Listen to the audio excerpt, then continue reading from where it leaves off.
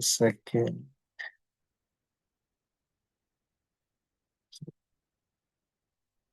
net cash flow. CFS, 545. So opening cash was how much? 100,000. Opening cash was 100,000. So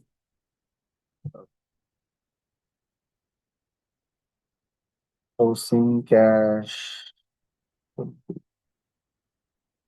something we messed up.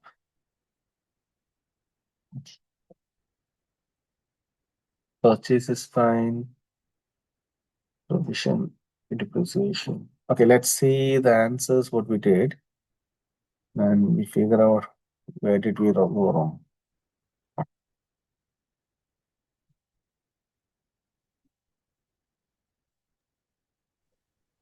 Ah, dividend paid, we didn't take. And two things I did wrong. It was current investment. We should have taken in the investment side.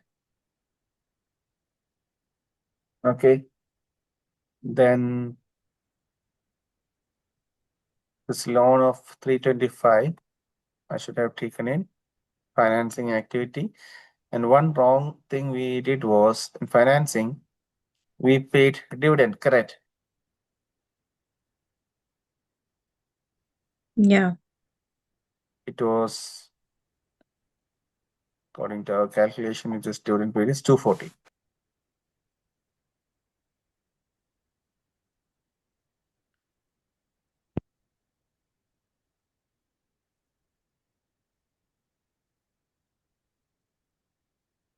One more thing we have to remove, I think the IT provision, we don't need it. Then what I did? Yeah, correct. So I was not supposed to take the provision for IT. Yeah. Yep. All clear? All good? So sale Yes. of investment should be part of investing cash flow, and current debt is from financing activity. Clear? All good? Yeah. Okay. Let's go for. Yep. Do you need this Excel sheet? No, right? Because already there is detailed calculation for everything. Yeah, it's Okay. okay. That's okay, right? Then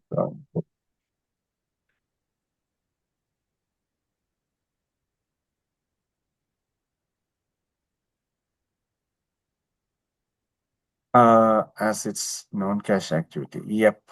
That is the reason. Let me check why we didn't take it. Tax payable is provision.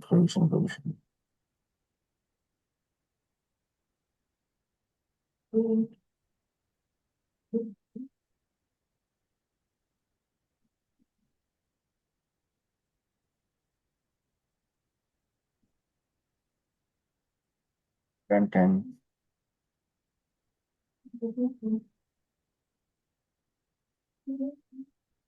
Maybe I think they forgot to consider it. Once this account open, just one tax payable.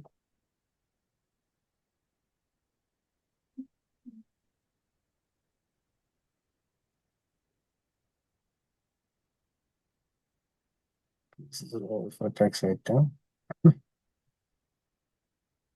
I think there is a problem here. They don't consider, they forgot to consider this, right? Provision for year 6 income tax was 210.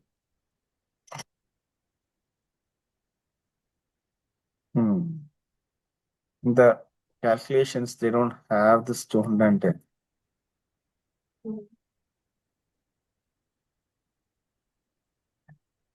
Give me 1 second.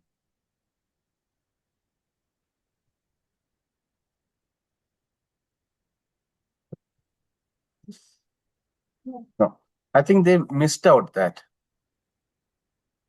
Indu, I think they missed to calculate, but if that is the case, we should have considered that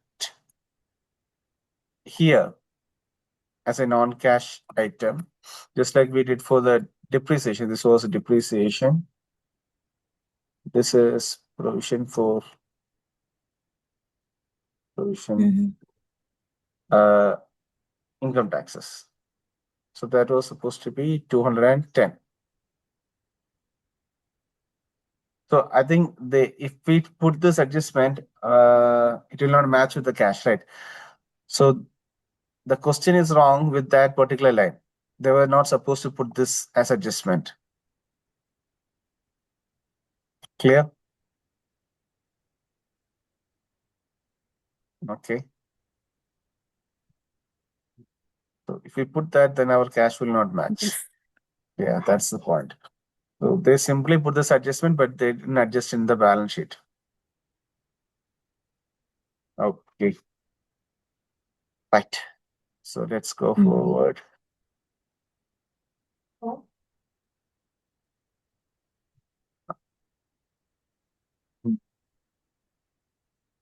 Then limitation of cash flow. They simply say it as a limitation here. The cash flow statement is not sufficient for forecasting the profitability of a firm as non-cash item are not included in the calculation of cash flow from operating activities. A cash flow statement may not represent the true liquid position of an entity. Decisions regarding large expenditures could be based on misconceived information when decisions are based only on the statement of cash flow. We will not take any decision on the basis of cash flow, right? We will take combine cash, balance sheet, and P&L. And this statement must be viewed in conjunction with other financial statements such as balance sheet and income statement. Information can be manipulated in the statement of cash flow. For instance, management can calculate vendor payments to occur after year end to increase net cash flow reported on the statement of cash flow. That means if you want to show some cash balances, you can delay the vendor payments, right? Then consolidated accounting one. Mm. Consolidated accounting, we will not finish this today. So let's do one thing. Let's do some questions and we'll wind up. Okay. Okay.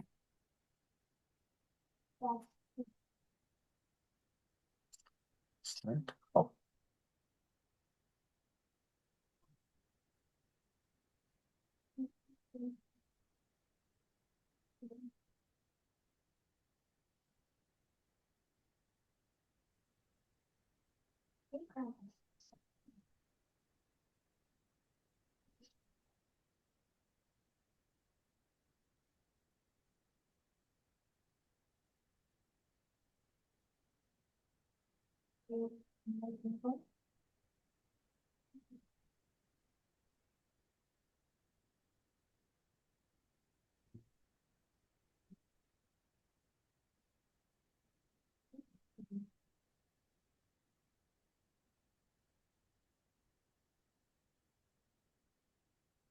Okay.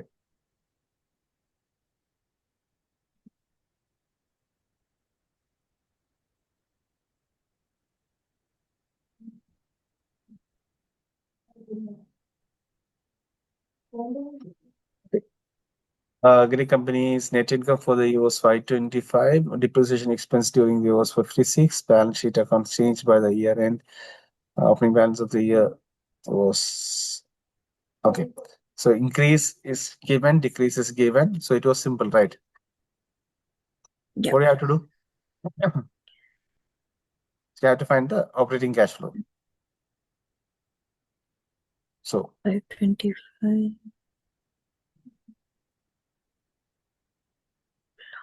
yeah. So 525 and depreciation, right? 56,000, Yeah. correct? And Yeah. working capital changes is accounts payable increase 152,000. AP So you increase didn't pay. 150,000 cash inflow, right? Yeah. Then what about the inventory? Increase Inventory 139,000. increase. So it's decrease. Yeah, decrease 139,000. Then AR, what happens? Decrease. That means So, um, decrease. No, increase. accounts receivable decrease. That means we collected the money, right? Yeah. It's not the money. Yeah. So this is actually the 78. yeah. Okay. Beginning and ending balance they have given. So accounts receivable decrease 78,000. That means you collected that much money. Then comes Yeah. prepaid expense. You Okay. used up on money. You use that money, right? So 42,000. Yeah. Then comes accrued liabilities decreased. That means Decreased. decrease. You paid. Correct. Yeah. See, accrued liabilities, what happens to liabilities when liability increases? That means you received a cash. Liability decrease means you paid it. Yeah. So 657,000. Yes. Okay, 85% people might be correct. Now, in preparing a statement of cash flow using the indirect method of determining cash flow from operating activities, what adjustment is needed to net income because of an increase during the period in which the prepaid expense and the periodic amortization of premium on bonds payable? Now, I'll not help in An this. increase during the period in prepaid expenses. So that will, So increase during the prepaid expense meant that means you paid more money, right? yeah, you paid more money. So you have to deduct. So this is the next two options you are having. You can roll this out. Okay. Next, Yeah. periodic amortization of premium on bonds payable. You have to Amortization add it back. Is a on non-cash premium. expense. Oh, it's a non-cash expense. You have to adjust. But the thing is, whether it's a amortization of premium or amortization of discount, that's the point. When amortization of premium, what happens here is that amount will come to your income side. Clear? Premium, No. you don't understand that. No. Okay. See, do you know what is amortization of premium? The write-off. Yeah, writing off the premium on the bonds payable. Clear? That means the Okay. bonds face value was, for example, 1,000. You sold it for 1,500. Okay. Okay. Now the 500 excess the customer paid, that's a premium on bonds. Clear? Okay. So that premium you will write off slowly, slowly. That means you will consider it as your income slowly, slowly. Okay. Clear? So what happened? Your income is being increased because of the amortization. Decreased. You have to reduce it. Correct? Clear? Okay. Yeah.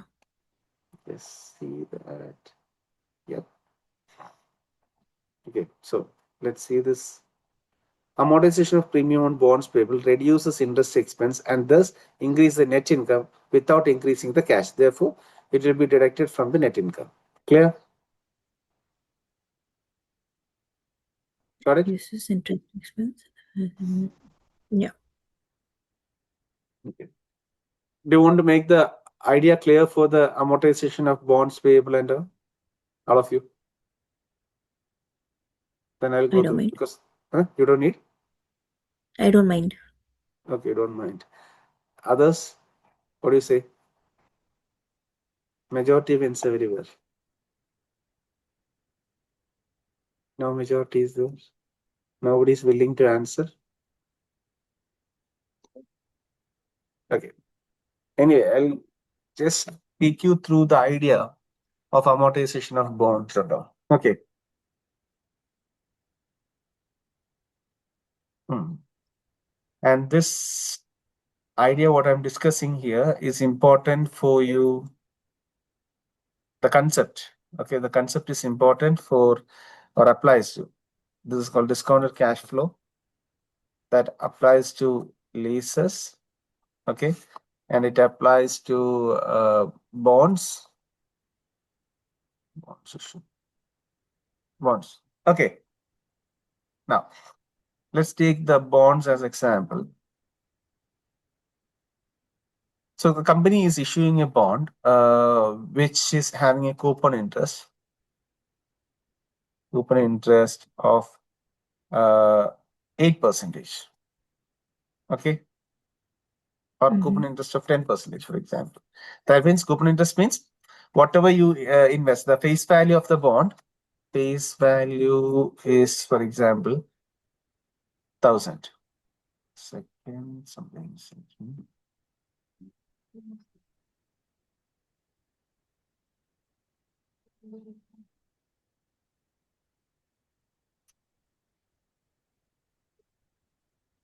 Price value is 1,000. Okay. Now what happens? Uh, the market interest is 8%.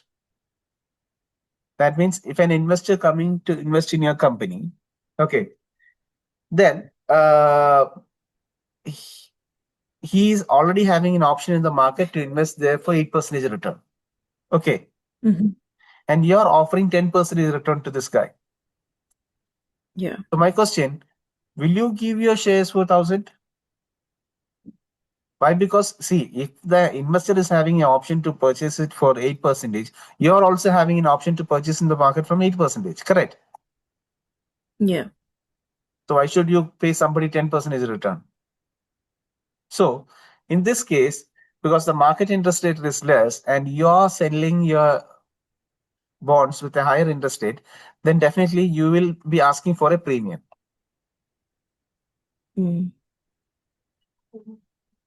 Clear? So how much premium you should ask? So this is where you calculate the market value of a bond. Clear?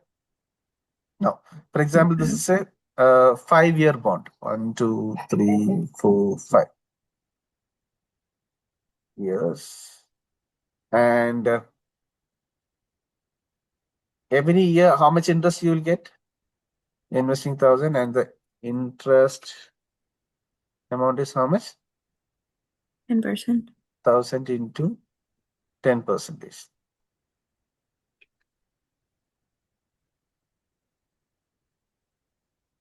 This is the interest you are going to get every year. And at the last year, what happens? Interest plus principal portion he will pay back. Correct? Yeah. Okay. Now, so this interest, what you're going to get, or the company is going to pay, is 100 dirhams after 1 year. Correct? Yeah. Now comes the present value of 8%. Present value of cash flow. Okay. Now, so present value here, you're going to discount it on the basis of market rate. Okay. That is 1 divided by 1 plus R is the market rate, right? This.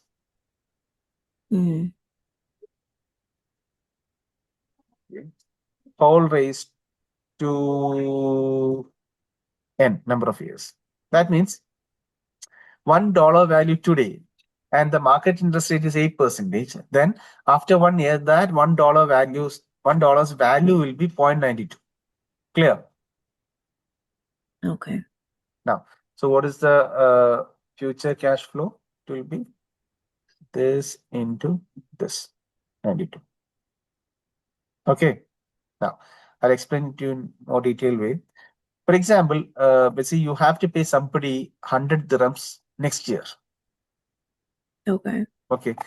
So what you should do today is take 92.59 dirhams. Okay.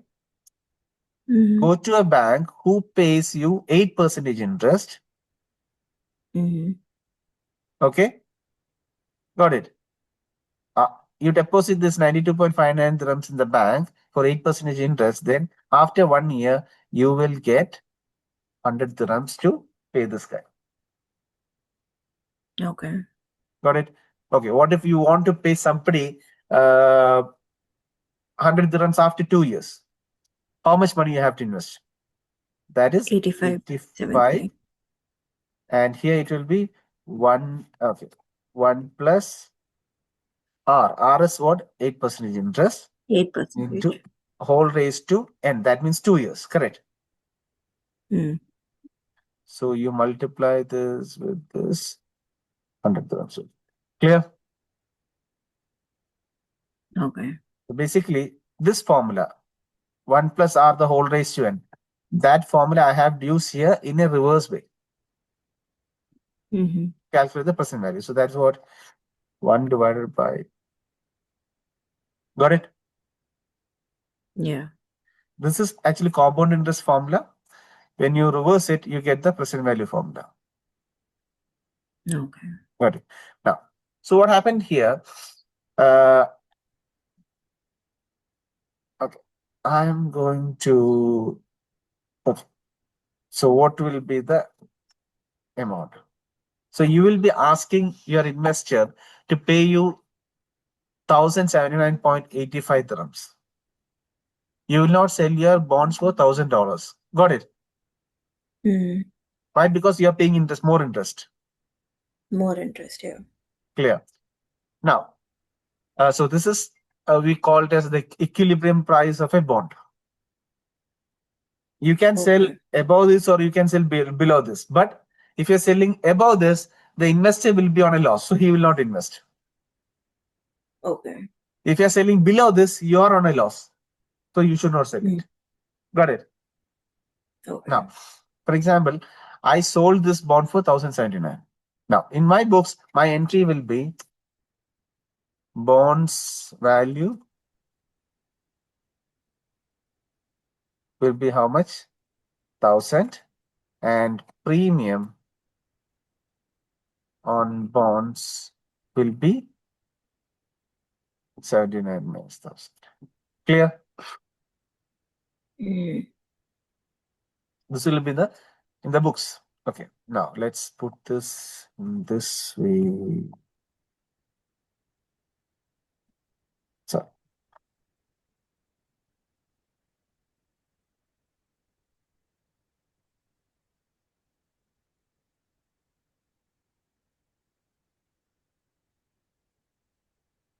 this is the year 0, and in year 1, what happens? You're going to pay interest. Correct. Yeah. How much interest you're going to pay? 10%. That is 100 you're going to pay, right? Yeah. So out of this 100, now, so this is the cash outflow. You're paying cash outflow is 100. Clear. Now, what Yeah. will be your interest expense in your books? 100. No. 1,079.85 into 8%. This is your interest expense. Got it? Why? Why? I'll tell you. Because when you issued your bonds, how much money you got? 1,079. Got it? Oh. Okay. So Okay. for 1,089, how much interest you are going to pay? 8% interest, actually. Okay. Now, whatever the money he paid, we are going to pay 100. That is the amortization of premium. How much it is? 100 minus 86. Clear? Got it? Mm, okay. Okay, and this 13.61 will go and adjust minus from this amount. Okay, year 2, again 1000 dirhams, and the interest will be calculated like this on this amount, and amortization happens here.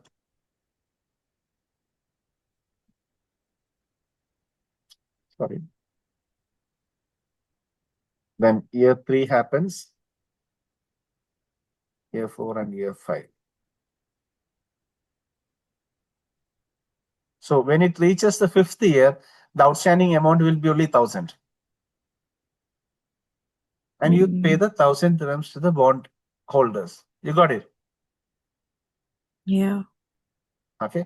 So the same idea, same calculations, this is called the discounted cash flow. The same idea works on many investments, bond calculation and leases. Clear? Okay. Now, these amounts, so this 86 will be part of your P&L expense, and this will be on your income side. Clear? Mm, Got it? Okay. So that is what we did here. So that's why we deducted that interest element. Clear? mm-hmm. Okay, now, oh, so big question. Uh, Operating activities. Let's skip because my, what we say, session will end in 5 minutes. Okay. Okay. Okay, so that's it. Any doubts? All good? Well, good. Okay, so try to do online questions, please. Okay, Yes. so thank you all.